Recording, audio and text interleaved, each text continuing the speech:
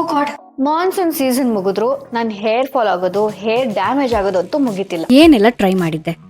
Hair oil, hair spray, ಕೆಲವು ಸರಿ weird hacks ಕೂಡ ನೋಡಿದ್ದೆ. ಯಾವುದು ಹೆಲ್ಪ್ ಆಗಿಲ್ಲ.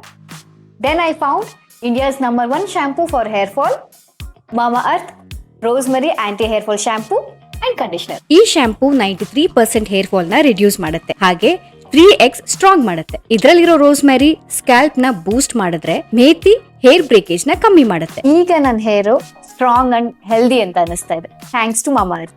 ಬೆಸ್ಟ್ ಪಾರ್ಟ್ ಏನ್ ಗೊತ್ತಾ, it is free from harmful chemicals. Finally ನಂಗೊಂದು ಬೆಸ್ಟ್ ಪ್ರಾಡಕ್ಟ್ ಸಿಕ್ತು.